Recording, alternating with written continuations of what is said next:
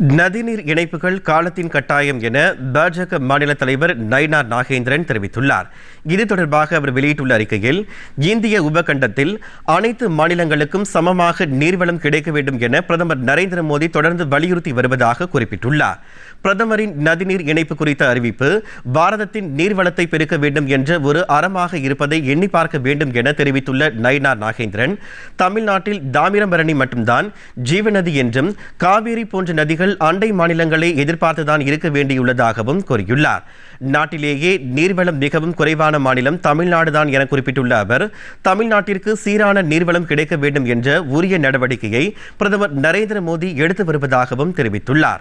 நதிநீர் இணைப்புகளை அவசியம் என கருதி தமிழ்நாடு உட்பட அனைத்து மாநிலங்கள் இது குறித்து உரிய முயற்சிகளை எடுக்க வேண்டும் எனவும் நயினார் நாகேந்திரன் தனது அறிக்கையில் கேட்டுக் கொண்டுள்ளார்.